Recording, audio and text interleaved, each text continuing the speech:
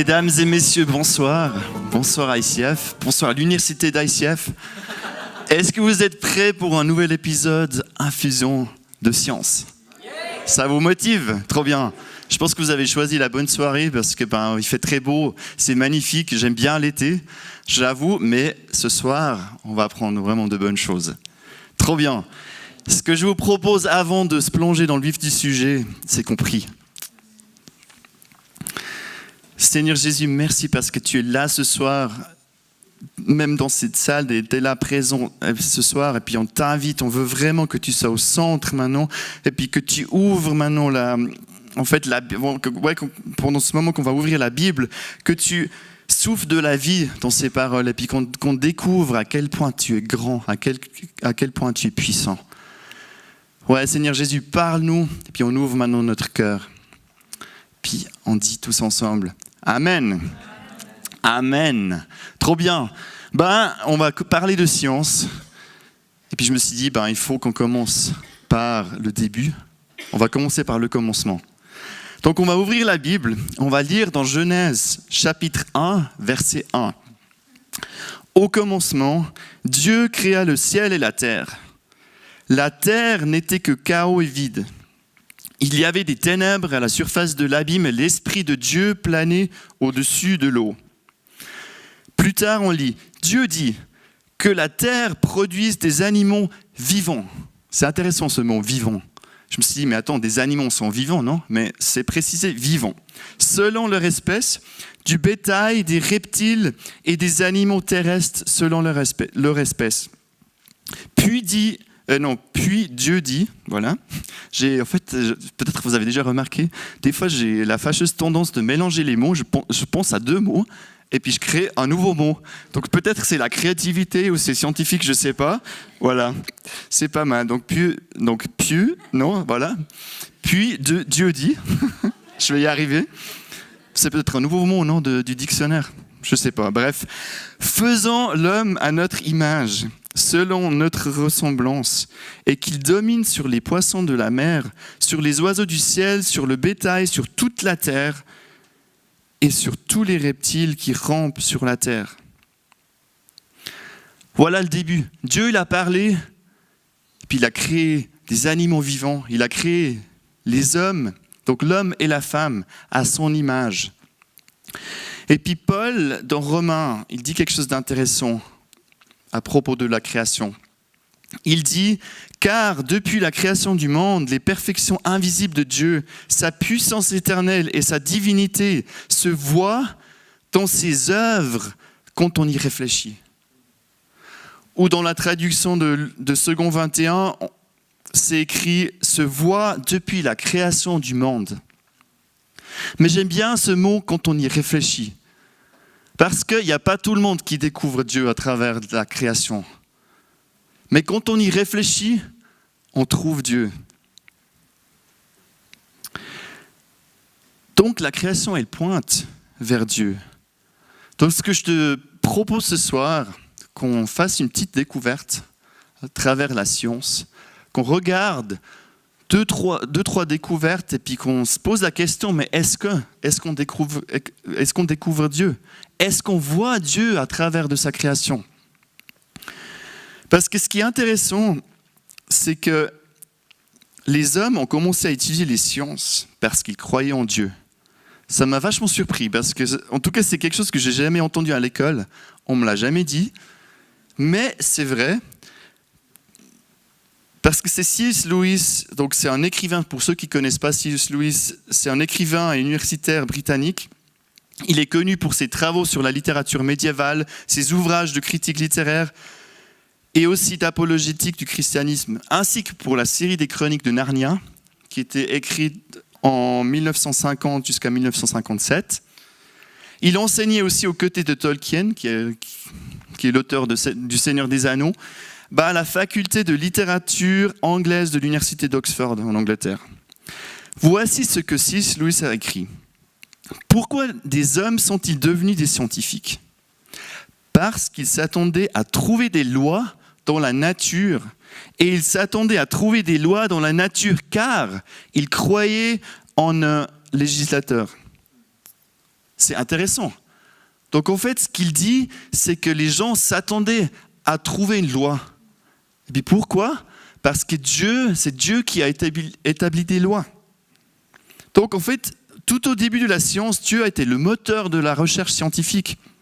Les premiers chercheurs ont étudié les lois de la nature parce qu'ils ont lu dans la Bible que Dieu maintenait la terre dans la stabilité. Par exemple, dans le psaume 93, on lit « L'Éternel règne, il est revêtu de majesté. L'Éternel a la force en guise de vêtements, en guise de ceinture. Aussi le monde est ferme, il n'est pas ébranlé. » Donc en fait, ce que le psalmiste veut dire, c'est que les lois de la nature sont stables. Par exemple, si je lâche un objet, il va tomber. Et puis si je lâche le même objet demain, il va aussi tomber. Parce que c'est la loi de la nature, c'est la loi de la gravité. On sait que ça tombe, mais on ne sait toujours pas pourquoi. Donc, je sais parce que c'est écrit dans la Bible que le monde est stable, le monde est ferme, il n'est pas ébranlé. Par exemple, c'est pour ça aussi que la grande majorité des pionniers de la science croyaient en Dieu. Par exemple, Galilée, il était croyant. Kepler, Newton aussi, tous ils étaient croyants. Ils croyaient en un Dieu créateur. Donc, lorsqu'on examine l'univers, les astres, les océans, les mers et la biologie, tout nous révèle la majesté du Créateur. Donc, ce que je vous propose, c'est maintenant qu'on regarde l'infiniment petit ce soir. Est-ce qu'on va trouver Dieu là-dedans ? Donc, on va commencer par l'atome. C'est pas l'atome pour les Vaudois, donc désolé. Peut-être qu'on trouve aussi Dieu dans l'atome, je ne sais pas. Mais on va regarder l'atome. Petite blague.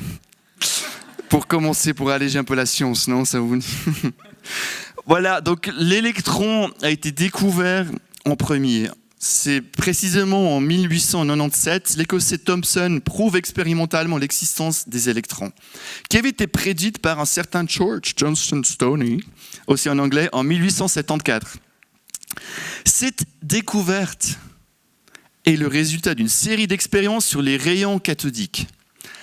Plus tard, encore un Anglais, je ne sais pas pourquoi, mais c'est tous les Anglais là, je pense que les Suisses en dormaient encore à cette époque-là.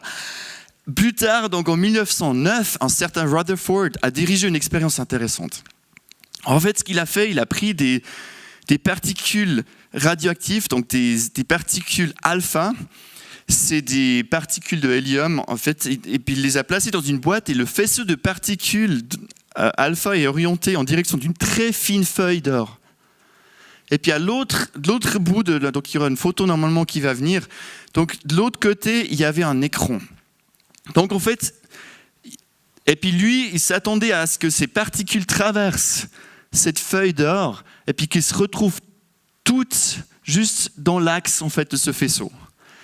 Mais au bout de quelques minutes, quand tout d'un coup on voyait en fait, les impacts donc, de ces particules, en fait il a remarqué des particules, donc il y avait évidemment pas mal de particules juste dans l'axe, mais il y en avait quand même pas mal partout sur cette surface-là. Puis il s'est dit, mais c'est bizarre, mais je ne comprends pas. Parce que jusqu'à ce moment-là, on croyait qu'il y avait une matière positive, une matière négative, et puis c'était distribué de manière homogène dans un atome. Mais là, grâce à cette découverte, on a vu qu'en fait, les particules positives, donc les protons, étaient confinées dans un espace infiniment petit qu'on appelle le noyau. Et plus tard, encore quelqu'un de son laboratoire, un apprenti de Rutherford, a encore découvert la troisième particule d'un atome, le neutron. Comme le nom le dit, c'est neutre. Donc il y a le proton et le neutron qui sont au milieu. Puis maintenant, il y a une autre photo. Vous voyez la structure de l'atome. Donc à gauche, vous voyez l'atome, donc il y a le noyau au milieu qui est infiniment petit, puis autour, il y a des électrons qui se baladent d'une manière ou d'une autre. Je ne vais pas rentrer dans le détail parce que je sais qu'il y a des chimistes là-dedans, donc je sais que ce modèle, il n'est pas parfaitement OK, mais bon, on ne va pas s'attarder là-dessus, mais bon, c'est relativement bien. C'est une bonne représentation de l'atome. Et après, vous voyez, il y a le noyau, et puis il y a des particules, les protons et neutrons, puis maintenant on a même encore fait une autre découverte, c'est des quarks.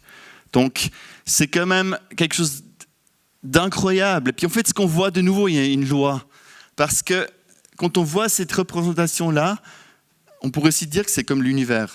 L'univers aussi, il y a des planètes, il y a des soleils, etc. Donc c'est presque la même structure, sauf que ce n'est pas du tout la même échelle.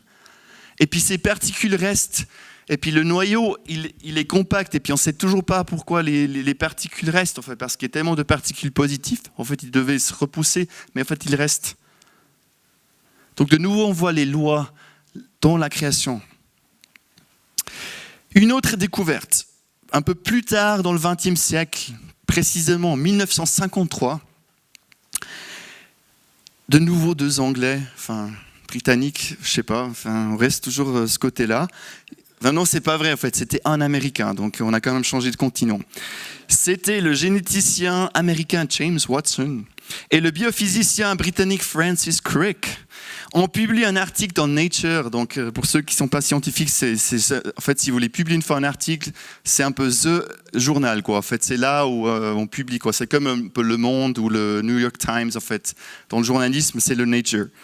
Donc ils ont publié un article qui établissait la structure en double hélice de l'ADN. Puis vous voyez aussi maintenant sur une photo la structure, donc ça c'est l'article original de 1953. Puis il y avait ce dessin à gauche, justement ces doubles hélices en fait, et puis après quand on a grandi, on voit cette structure-là. Puis moi je trouve cette structure, elle est vraiment fascinante. Parce que la génétique allait en être bouleversée en fait, de cette découverte. Il aura fallu à peu près une dizaine d'années, mais après, à partir des années 60, il y a eu tellement de changements, puis je pense que c'est aussi grâce à cette découverte-là qu'on a des nouveaux traitements dans la médecine qu'on n'aurait jamais pu avoir. C'était vraiment révolutionnaire cette découverte-là. Parce que l'ADN, en fait, il est composé de 4 lettres. C'est un alphabet de 4 lettres qui forment des mots qui décrivent finalement la totalité de notre corps. Ça décrit si tu as des yeux bleus, rouges ou verts, ou non, rouge c'est pas vrai, mais bref, plein de couleurs différentes. Et puis, ce qui est intéressant, cette information-là, elle se trouve dans chacune de vos cellules. Puis si on prend juste une ADN, donc une cellule, juste une molécule d'ADN, c'est environ 2 mètres de long. C'est énorme. 2 mètres de long dans une cellule, en fait, c'est juste hallucinant. Donc, le génome humain est constitué de tout l'ADN de notre espèce, c'est-à-dire le code héréditaire de la vie. Ce texte est composé de 3 milliards de lettres. C'est énorme.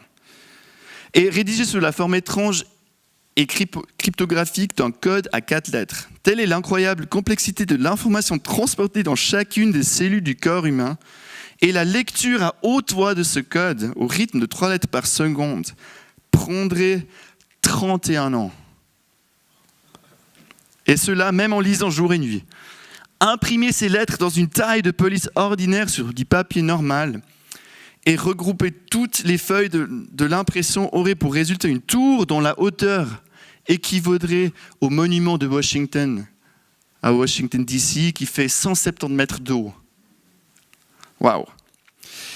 Puis j'ai trouvé une citation vraiment intéressante d'un certain Francis Collins. Lui, il est le directeur des Instituts américains de la santé. Donc ce sont des institutions gouvernementales des États-Unis qui s'occupent de la recherche médicale et biomédicale. Ce qu'il dit, c'est la chose suivante. En tant que directeur du projet Génome humain, j'ai dirigé un consortium de scientifiques ayant pour objectif de lire les 3,1 milliards de lettres du génome humain, notre propre manuel d'instruction sur l'ADN. En tant que croyant, je vois l'ADN, la molécule informative de tous les êtres vivants comme le langage de Dieu et l'élégance et la complexité de notre propre corps et le reste de la nature comme un reflet du plan de Dieu. C'est hallucinant ce qu'il dit là. Donc il voit ça, il voit l'ADN comme le langage de Dieu. Et puis le reste de la nature comme un reflet du plan de Dieu. Donc Donc il leur a fallu plus de 10 ans afin de révéler la séquence entière du génome humain. C'est un énorme projet. Pour la première fois, ce texte incroyable pourtant, lui, toutes les instructions permettant la création d'un être humain étaient mises à disposition du monde entier. Encore une fois, une étape juste incroyable dans la science. Ce que je vous propose maintenant, c'est juste de découvrir l'ADN. En fait, j'ai trouvé une vidéo vraiment intéressante où on voit plein d'animations 3D de ce qui se passe à l'intérieur de la cellule. Je vous laisse regarder l'écran. DNA in its classic double helix form, and it's from X-ray crystallography, so it's an accurate model of DNA. If we unwind the double helix and unzip the two strands, you see these things that look like teeth. Those are the letters of genetic code, the 25,000 genes you've got written in your DNA. This is what they typically talk about, the genetic code. This is what they're talking about. But I want to talk about a different aspect of DNA science, and that is the physical nature of DNA. And it's these two strands that run in opposite directions for reasons I can't go into right now, but they physically run in opposite directions, which creates a number of complications for your living cells, as you're about to see, most particularly when DNA is being copied. And so what I'm about to show you is an accurate representation of the actual DNA replication machine that's occurring right now inside your body, at least 2002 biology. So DNA is entering the production line from the left-hand side, and it hits this collection, this miniature biochemical machines that are pulling apart the DNA strand and making an exact copy. So DNA comes in, it hits this blue donut-shaped structure, and it's ripped apart into its two strands.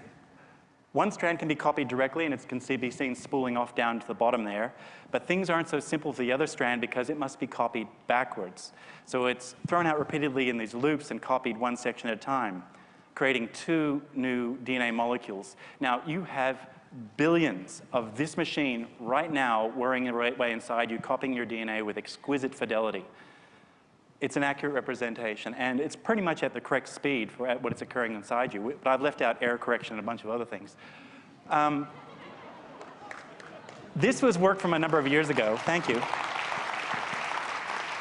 This is work from a number of years ago, but what I want to show you next is updated science. It's updated technology. So again, we begin with DNA, and it's jiggling and wiggling there because of the surrounding supermolecules, which I've stripped away so you can see something. DNA is about 2 nanometers across, which is really quite tiny. But in each one of your cells, each strand of DNA is about 30 to 40 million nanometers long. So to keep the DNA organized, to regulate access to the genetic code, it's wrapped around these purple proteins. I've labeled them purple here. It's packaged up and bundled up. All of this field of view is a single strand of DNA. This huge package of DNA is called a chromosome, and we'll come back to chromosomes in a minute. We're pulling out, we're zooming out through a nuclear pore, which is sort of the gateway to this compartment that holds all the DNA called the nucleus. All of this field of view is about a semester's worth of biology, and I've got 7 minutes, so we're not going to be able to do that today. No, I'm being told no. This is the way a living cell looks down a light microscope, and it's been filmed under time-lapse, which is why you can see it moving. The nuclear envelope breaks down. These sausage-shaped things are the chromosomes, and we'll focus on them. They go through this very striking motion that is focused on these little red spots. When the cell feels it's ready to go, it rips apart the chromosome. One set of DNA goes to one side, the other side gets the other set of DNA, identical copies of DNA, and then the cell splits down the middle. And again, you have billions of cells undergoing this process right now inside of you. Now we're going to rewind and just focus on the chromosomes and look at its structure and describe it. So again, here we are at that equator moment. The chromosomes line up, and if we isolate just one chromosome, we're going to pull it out and have a look at its structure. So this is one of the biggest molecular structures that you have, at least as far as we've discovered so far, inside of us. So this is a single chromosome, and you have 2 strands of DNA in each chromosome. One is bundled up into one sausage, the other strand is bundled up into the other sausage. These things that look like whiskers that are sticking out from either side are the dynamic scaffolding of the cell. They're called microtubules, but the name's not so important. But what we're going to focus on is this red region. I've labeled it red here, and it's the interface between the dynamic scaffolding and the chromosomes. It is obviously central to the movement of the chromosomes, but we have no idea really, as to how it's achieving that movement. We've been studying this thing called the kinetochore for over 100 years with intense study, and we're still just beginning to discover what it's all about. It is made up of about 200 different types of proteins, thousands of proteins in total. It is a signal broadcasting system. It broadcasts through chemical signals, telling the rest of the cell when it's ready, when it feels that everything is aligned and ready to go for the separation of the chromosomes. It is able to couple onto the growing and shrinking microtubules. It's transiently, it's involved with the growing of the microtubules, and it's able to transiently couple onto them. It's also a tension sensing system. It's able to feel when the cell is ready, when the chromosome is correctly positioned. It's turning green here because it feels that everything is just right. And you'll see that there's one little last bit that's still remaining red. And it's walked away down the microtubules. That is the signal broadcasting system sending out the stop signal, and it's walked away. I mean, it's that mechanical. It's molecular clockwork. This is how you work at the molecular scale. So with a little bit of molecular eye candy, we've got kinesins, which are the orange ones. They're little molecular courier molecules walking one way. And here are the dynein. They're carrying that broadcasting system, and they've got their long legs so they can step around obstacles and so on. So again, this is all derived accurately from the science. The problem is we can't show it to you any other way. Exploring at the frontier of science, at the frontier of human understanding, is mind-blowing. Discovering this stuff is certainly a pleasurable incentive to work in science. But most medical researchers, this is just discovering this stuff is simply steps along the path to the big goals, which are to eradicate disease, to eliminate the suffering and the misery that disease causes, and to lift people out of poverty. Thank you.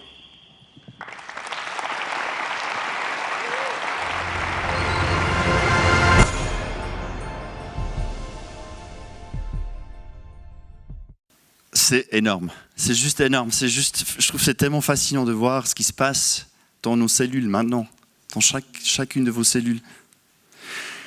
Et justement, en pensant à l'ADN, il y a un verset qui me vient, c'est Jean 1, verset 1 à 3. C'est « Au commencement était la parole, et la parole était avec Dieu, et la parole était Dieu. Elle était au commencement avec Dieu, toutes choses ont été faites par elle. Et rien de ce qui a été fait n'a été fait sans elle. » Donc c'est Francis Collins qui dit, il voit que c'est le langage de Dieu. Puis de nouveau, quand on lit la Bible, oui, on voit que au commencement était la parole. Et puis Dieu est la parole, et puis il a parlé. La troisième découverte que j'aimerais vous présenter ce soir, c'est la plasticité du cerveau. Parce que là aussi, c'est juste incroyable. C'est parce qu'il n'y a que quelques décennies, les scientifiques estimaient que le cerveau est une machine figée et rigide. Ils croyaient que les lésions cérébrales étaient sans espoir et incurables, qu'elles proviennent d'un accident vasculaire cérébral ou cardiovasculaire, d'une lésion cérébrale traumatique, des difficultés d'apprentissage, d'un état de stress post-traumatique, des troubles obsessionnels compulsifs, de l'anxiété ou même du vieillissement. En grande partie, toutes ces causes ont été vues comme irréversibles. Mais c'est en contradiction avec ce que dit la Bible. Parce que Paul, il a écrit dans Romains, il y a 2000 ans, il a déjà écrit ça. Dans Romains 12, verset 2, « Ne vous conformez pas au monde actuel, mais soyez transformés par le renouvellement de l'intelligence. » C'est incroyable là ce qu'il dit. C'est que soyez transformés. Et comment ? Par le renouvellement de votre intelligence. Donc il parlait déjà de ce processus-là, puis ce processus continue, on est constamment renouvelé. Puis vous savez quoi ? Il y a une dizaine, quinzaine d'années, la science en fait a découvert que c'était vrai. Ce que Paul a écrit il y a 2000 ans. Il y a 2000 ans, il n'y avait même pas de science vraiment moderne, donc je pense qu'il connaissait même, il savait même pas ce qui se passait à l'intérieur du cerveau. Mais Paul, il a déjà écrit à ce moment-là. Parce qu'aujourd'hui, la science confirme cette vérité. Que nous pouvons renouveler notre esprit. Les études récentes montrent que notre cerveau est neuroplastique. C'est-à-dire, il peut se transformer et repousser. Ça veut dire que des réseaux de neurones assemblés sous notre crâne sont d'une plasticité remarquable. L'activité de ces circuits est modulée par nos apprentissages et nos expériences. Mais ils en créent aussi de nouveaux, Par exemple, des connexions entre neurones s'établissent en permanence et encore plus surprenant, des neurones se forment et viennent s'insérer dans les tissus existants. Cette plasticité se révèle particulièrement lorsque le cerveau est endommagé par une lésion. Donc le cerveau est plastique et puis se renouvelle constamment. Plus nous connaissons de la science, plus nous connaissons Dieu. Et puis ce qui est remarquable, la science a fait tellement d'avance ces 40-50 dernières années, et puis plus on avance, plus on voit que oui, ce qui est écrit dans la Bible, c'est vrai. Ça ne se contredit pas. Évidemment, la Bible, ce n'est pas un livre scientifique, donc on ne peut pas prendre la Bible pour prouver des lois scientifiques. Mais ce qui est étonnant, en fait, la science, elle ne contredit pas la Bible. Maintenant, on peut se poser la question, ouais, c'est joli, c'est super la science, je trouve ça fascinant. Mais qu'est-ce qu'on en fait, de la science ? Et puis, je pense que c'est aussi important qu'on se rappelle d'une vérité. Malgré ces découvertes extraordinaires, ce que j'ai envie de vous dire, c'est que nous sommes bien plus que des atomes et de l'ADN. Nous sommes le chef-d'œuvre de Dieu. Nous sommes bien plus que de l'ADN, ou des atomes, ou du cerveau, ou des neurones. Nous sommes le chef-d'œuvre de Dieu. Parce que c'est David qui le dit dans Psaume 139. « C'est toi qui as formé mes reins, qui m'as tissé dans le ventre de ma mère. Je te loue de ce que je suis une créature si merveilleuse. Tes œuvres sont admirables, je le reconnais bien. Mon corps n'était pas caché devant toi lorsque j'ai été fait dans le secret, tissé dans les profondeurs de la terre. Je n'étais encore qu'une masse informe, mais tes yeux me voyaient, et sur ton livre étaient inscrits tous les jours qui m'étaient destinés, avant qu'un seul d'entre eux n'existe. » Ce que j'ai envie de te dire, c'est que tu es une créature merveilleuse. Tu es le chef-d'œuvre de Dieu. Peu importe ce que tes parents t'ont dit, tes voisins, tes collègues, tes frères et sœurs, ou n'importe qui, tu es magnifique. Et mesdames, vous êtes belles, vous avez de la valeur, vous avez beaucoup de valeur. Et puis comme vous avez été créées, vous êtes parfaites, c'est parce que c'est Dieu qui l'a voulu ainsi. Vous avez de la valeur, vous êtes magnifiques. Et puis les gars, vous cartonnez, vous êtes les meilleurs, vous êtes forts, vous êtes des révolutionnaires, vous êtes des radicaux, oui, vous êtes parfaits. Vous êtes le chef-d'œuvre de Dieu. Puis si tu ne le crois pas encore, j'ai encore une autre vidéo, encore une animation 3D de la cellule. De nouveau, ça vous montre à quel point on est un chef-d'œuvre de Dieu. Please. But these machines that power the inside of the cells are really quite amazing, and they really are the basis of all life. But because all of these machines interact with each other, they pass information to each other, they cause different things to happen inside the cell, and the cell will actually manufacture the parts that it needs on the fly from information that's brought from the nucleus by molecules that read the genes. And no life, from the smallest life to everybody here, would be possible without these little micro machines. In fact, it would really, in the absence of these machines, have made the attendance here, Chris, really quite sparse.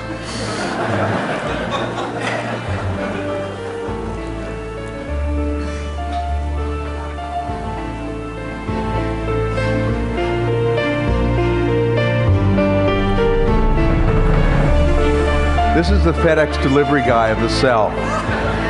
This little guy is called a kinesin, and he pulls a sack that's full of brand new manufactured proteins to wherever it's needed in the cell, whether it's to a membrane, whether it's to an organelle, whether it's to build something or repair something. And each of us has about 100,000 of these things running around right now inside each one of your 100 trillion cells. So no matter how lazy you feel, you're not really intrinsically doing nothing. So what I want you to do when you go home is think about this and think about how powerful our cells are and think about some of the things that we're learning about cellular mechanics. And once we figure out all that's going on, and believe me, we know almost 1% of what's going on. Once we figure out what's going on, we're really going to be able to have a lot of control over what we do with our health, with what we do with future generations, how long we're going to live, and hopefully we'll be able to use this to discover more truth and more beauty.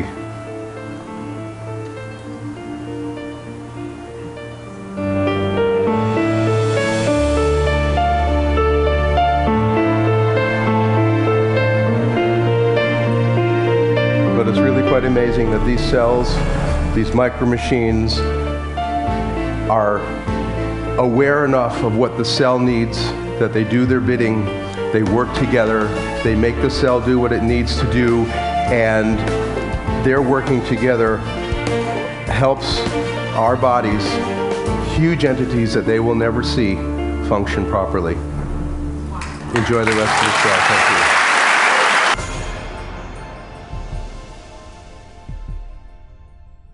Je pense que juste une conclusion à ça, c'est que tu es magnifique. Tu es complètement parfaite. Moi, je trouve, enfin, cette vidéo, elle est juste incroyable parce que on pourrait dire que c'est quelque part dans la mer ou enfin un monde lointain, mais enfin non, c'est là où ça se passe. C'est à l'intérieur de nous. C'est pas fou, non? Et puis, moi, je suis d'accord avec ce monsieur parce qu'il dit que on connaît quasiment rien du tout. Puis moi, c'est aussi mon expérience personnelle, c'est que plus je fais la science, plus je comprends, entre guillemets, des processus biologiques, plus je me rends compte qu'en fait, je connais rien. Je connais rien du tout, puis c'est tellement complexe. C'est vraiment tellement complexe. Et puis en fait, pendant ma thèse de 3 ans, en fait, j'ai étudié juste une petite fraction. Puis plus j'étudiais ça, en fait, je me dis, en fait, je sais même pas comment ça marche. Enfin, c'est juste incroyable. En fait, on découvre évidemment des choses. Il y a certains processus qu'on arrive à influencer, et puis on les comprend. Mais après, d'un coup, on ouvre une autre boîte noire, encore une autre, et encore une autre, et encore une autre. Et puis on dit, mais ça marche comment? Et puis tout est synchronisé, tout marche super bien. Il y a des équilibres, mais juste tellement sensibles. Et puis ça marche. Mais peut-être que tu vas te dire, bon, voilà, c'est joli la science, c'est cool, c'est intéressant, mais en fait, moi, la science, c'est vraiment pas mon truc. Ça me parle pas vraiment, ou c'est trop compliqué, ces formules et ces cellules, en fait, je comprends rien du tout. C'est pas grave, c'est pas grave. Mais je pense que, quoi qu'il en soit, quoi que tu penses à propos de la science, il y a quand même quelques questions qu'il faut qu'on se pose. Le premier point que j'aimerais te dire ce soir, c'est qu'il faut qu'on loue le Créateur et puis non sa création. Parce que il y a quand même des gens et puis des peuples aussi qui ont fait cette erreur. Ils ont commencé à louer la lune ou le soleil. Ils ont commencé à adorer des arbres. Ils ont commencé à adorer des montagnes.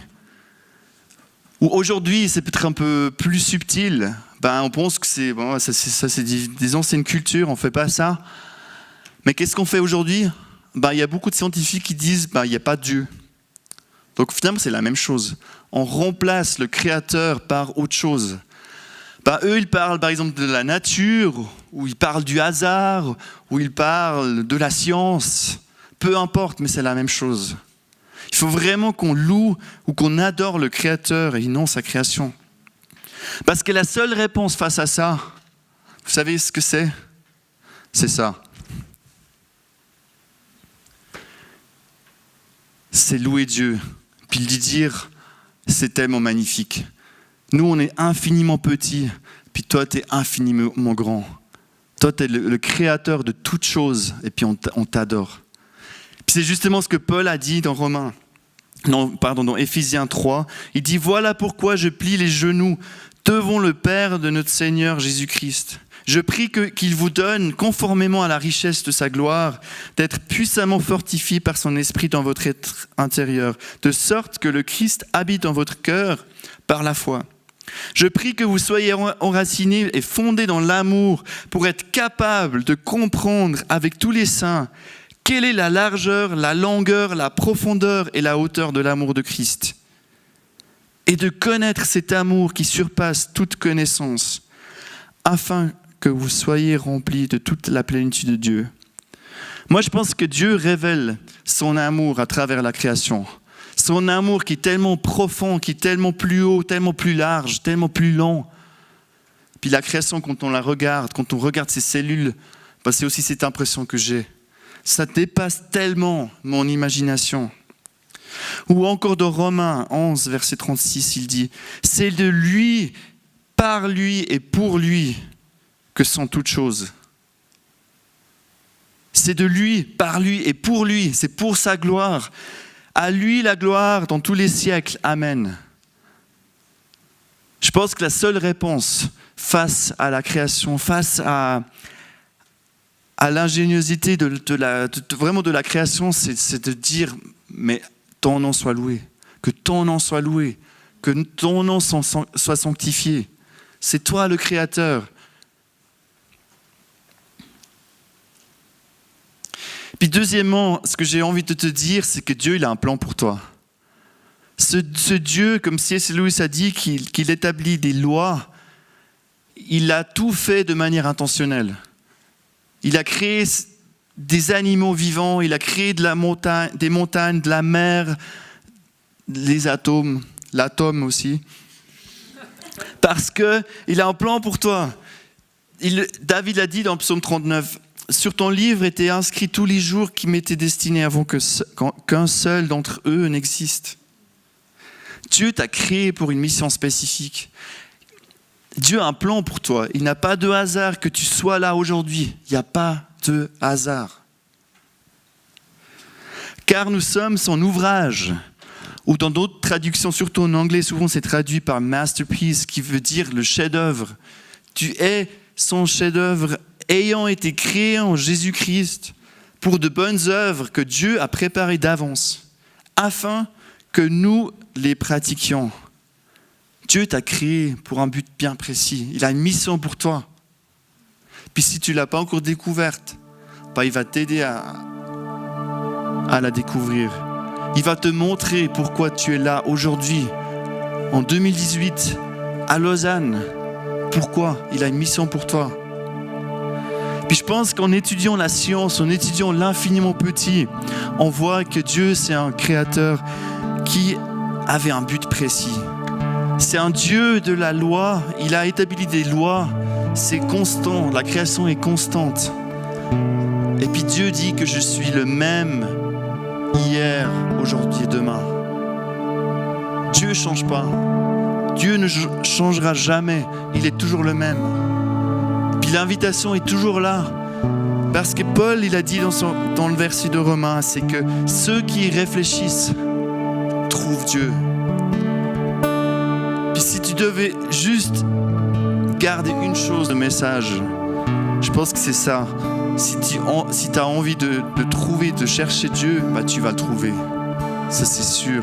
Parce que Dieu ne change pas. Il ne changera pas.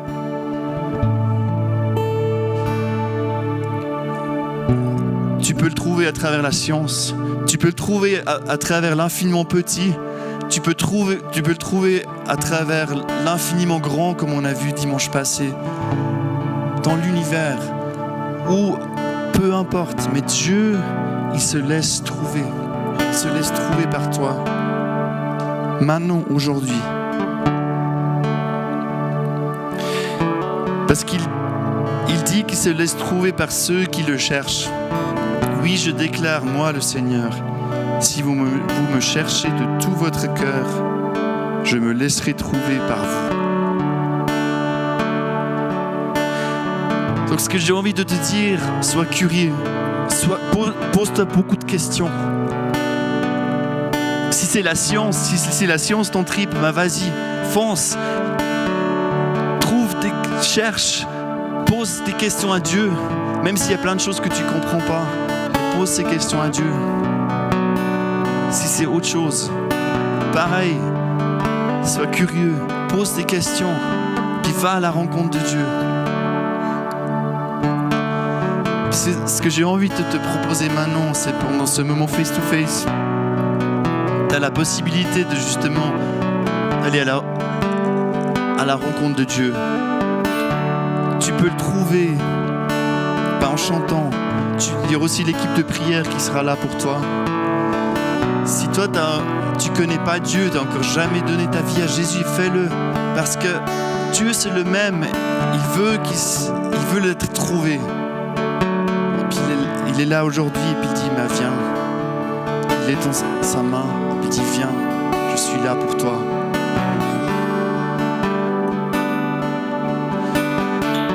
Seigneur Jésus, merci parce que c'est juste incroyable ce que tu as fait. Merci pour ta création. Merci pour l'infiniment petit, pour l'ADN. Merci pour la plasticité du cerveau. Merci pour la structure des atomes. Seigneur Jésus, merci parce que tu as tout fait de manière juste incroyable, de manière géniale, de manière si parfaite. Et Seigneur Jésus, je prie qu'on puisse s'arrêter maintenant, puis qu'on puisse te découvrir à travers ta création.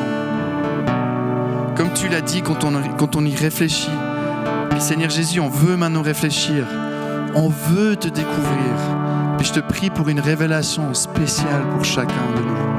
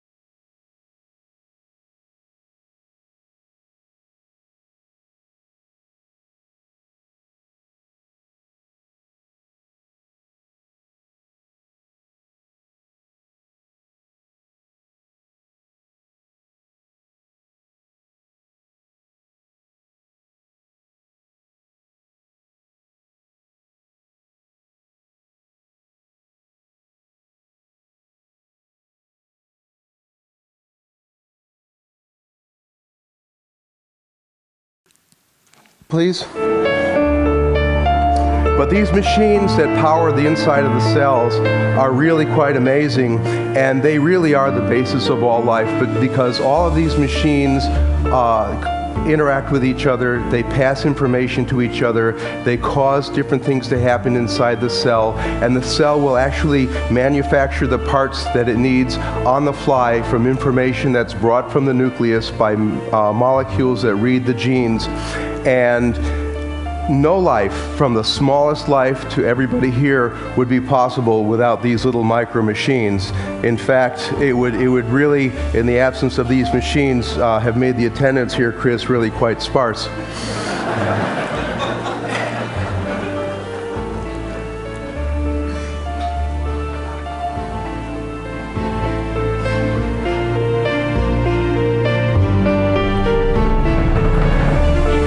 This is the FedEx delivery guy of the cell. This little guy is called a kinesin, and he pulls a sack that's full of brand new manufactured proteins to wherever it's needed in the cell, whether it's to a membrane, whether it's to an organelle, whether it's to build something or repair something. And each of us has about 100,000 of these things running around right now inside each one of your 100 trillion cells. So no matter how lazy you feel, you're not really intrinsically doing nothing. So what I want you to do when you go home is think about this and think about how powerful our cells are, and think about some of the things that we're learning about cellular mechanics. And once we figure out all that's going on, and believe me, we know almost 1% of what's going on. Once we figure out what's going on, we're really going to be able to have a lot of control over what we do with our health, with what we do with future generations, how long we're going to live, and hopefully we'll be able to use this to discover more truth and more beauty.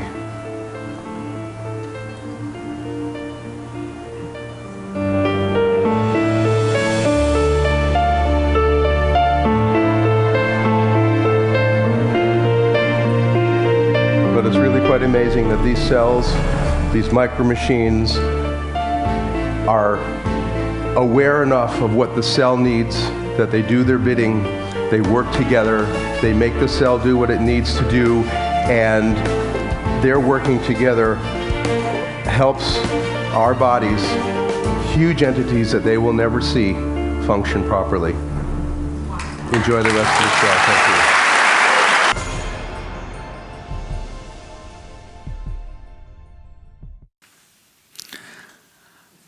Je pense qu'il y a juste une conclusion à ça, c'est que tu es magnifique. Tu es complètement parfaite. Moi, je trouve, enfin, cette vidéo, elle est juste incroyable parce que on pourrait dire que c'est quelque part dans la mer ou enfin un monde lointain, mais enfin non, c'est là où ça se passe. C'est à l'intérieur de nous.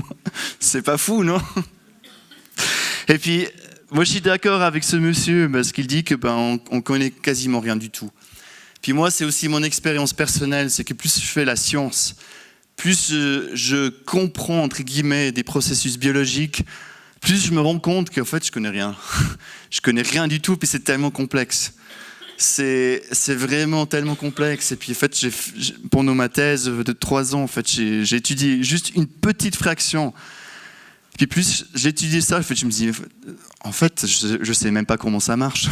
Enfin, c'est juste incroyable. En fait, on découvre évidemment des choses. Il y a certains processus qu'on arrive à influencer, et puis on les comprend.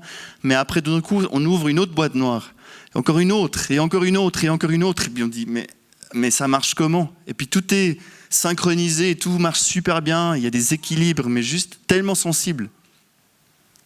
Et puis ça marche. Mais peut-être que tu vas te dire, bon, voilà, c'est joli la science, c'est cool, c'est intéressant, mais en fait, moi, la science, c'est vraiment pas mon truc. Ça me parle pas vraiment, ou c'est trop compliqué, ces formules et ces cellules, en fait, je comprends rien du tout. C'est pas grave, c'est pas grave. Mais je pense que, quoi qu'il en soit, quoi que tu penses à propos de la science, il y a quand même quelques questions qu'il faut qu'on se pose. Le premier point que j'aimerais te dire ce soir, c'est qu'il faut qu'on loue le Créateur et puis non sa création. Parce que il y a quand même des gens et puis des peuples aussi qui ont fait cette erreur. Ils ont commencé à louer la lune ou le soleil. Ils ont commencé à adorer des arbres. Ils ont commencé à adorer des montagnes. Ou aujourd'hui, c'est peut-être un peu plus subtil. On pense que c'est des anciennes cultures, on ne fait pas ça. Mais qu'est-ce qu'on fait aujourd'hui ? Il y a beaucoup de scientifiques qui disent il n'y a pas de Dieu. Donc finalement, c'est la même chose. On remplace le Créateur par autre chose. Eux, ils parlent par exemple de la nature, ou ils parlent du hasard, ou ils parlent de la science. Peu importe, mais c'est la même chose. Il faut vraiment qu'on loue ou qu'on adore le Créateur et non sa création. Parce que la seule réponse face à ça, vous savez ce que c'est ? C'est ça. C'est louer Dieu, puis lui dire, c'est tellement magnifique. Nous, on est infiniment petits, puis toi, tu es infiniment grand.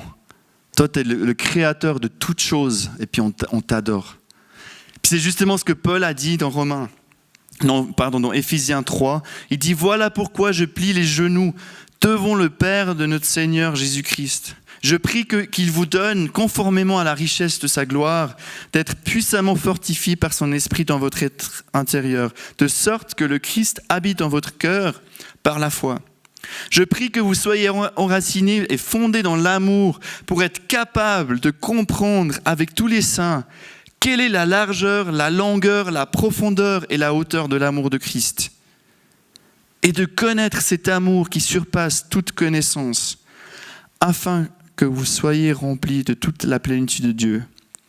Moi, je pense que Dieu révèle son amour à travers la création. Son amour qui est tellement profond, qui est tellement plus haut, tellement plus large, tellement plus long. Puis la création, quand on regarde ces cellules, c'est aussi cette impression que j'ai. Ça dépasse tellement mon imagination. Ou encore dans Romains 11, verset 36, il dit « C'est de lui, par lui et pour lui que sont toutes choses. » C'est de lui, par lui et pour lui. C'est pour sa gloire. À lui la gloire dans tous les siècles. Amen. Je pense que la seule réponse face à la création, face à l'ingéniosité vraiment de la création, c'est de dire, mais ton nom soit loué, que ton nom soit loué, que ton nom soit sanctifié. C'est toi le Créateur. Puis deuxièmement, ce que j'ai envie de te dire, c'est que Dieu, il a un plan pour toi. Ce Dieu, comme C.S. Lewis a dit, qu'il établit des lois, il a tout fait de manière intentionnelle. Il a créé des animaux vivants, il a créé des montagnes, de la mer, les atomes, l'atome aussi. Parce qu'il a un plan pour toi. David a dit dans Psaume 39, « Sur ton livre étaient inscrits tous les jours qui m'étaient destinés avant qu'un seul d'entre eux n'existe. » Dieu t'a créé pour une mission spécifique. Dieu a un plan pour toi. Il n'a pas de hasard que tu sois là aujourd'hui. Il n'y a pas de hasard. Car nous sommes son ouvrage. Ou dans d'autres traductions, surtout en anglais, souvent c'est traduit par masterpiece, qui veut dire le chef-d'œuvre. Tu es son chef-d'œuvre ayant été créé en Jésus-Christ pour de bonnes œuvres que Dieu a préparées d'avance, afin que nous les pratiquions. Dieu t'a créé pour un but bien précis. Il a une mission pour toi. Puis si tu ne l'as pas encore découverte, il va t'aider à la découvrir. Il va te montrer pourquoi tu es là aujourd'hui, en 2018, à Lausanne. Pourquoi ? Il a une mission pour toi. Puis je pense qu'en étudiant la science, en étudiant l'infiniment petit, on voit que Dieu, c'est un créateur qui avait un but précis. C'est un Dieu de la loi, il a établi des lois, c'est constant, la création est constante. Et puis Dieu dit que je suis le même hier, aujourd'hui et demain. Dieu ne change pas. Dieu ne changera jamais. Il est toujours le même. Puis l'invitation est toujours là.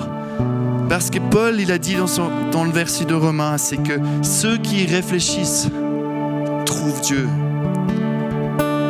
Puis si tu devais juste garder une chose de ce message, je pense que c'est ça. Si tu as envie de trouver, de chercher Dieu, bah, tu vas le trouver. Ça, c'est sûr. Parce que Dieu ne change pas. Il ne changera pas.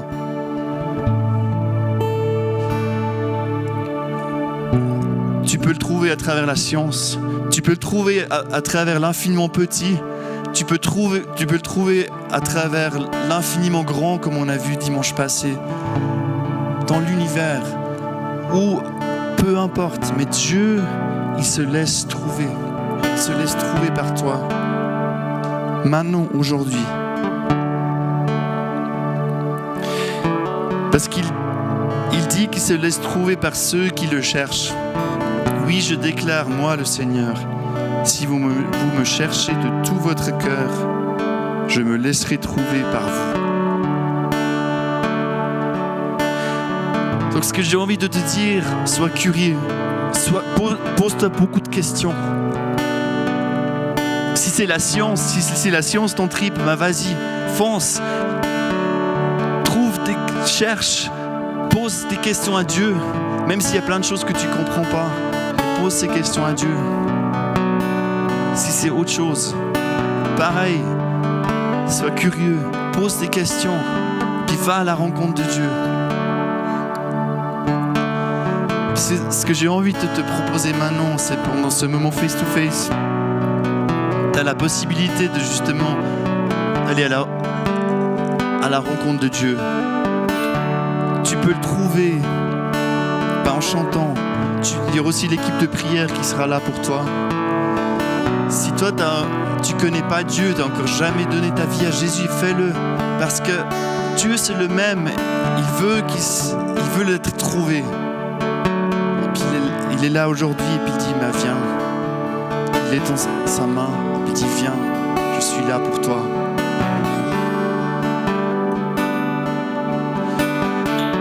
Seigneur Jésus, merci parce que c'est juste incroyable ce que tu as fait. Merci pour ta création. Merci pour l'infiniment petit, pour l'ADN. Merci pour la plasticité du cerveau. Merci pour la structure des atomes. Seigneur Jésus, merci parce que tu as tout fait de manière juste incroyable, de manière géniale, de manière si parfaite. Et Seigneur Jésus, je prie qu'on puisse s'arrêter maintenant, puis qu'on puisse te découvrir à travers ta création. Comme tu l'as dit quand on y réfléchit. Puis Seigneur Jésus, on veut maintenant réfléchir. On veut te découvrir. Et je te prie pour une révélation spéciale pour chacun de nous. Amen.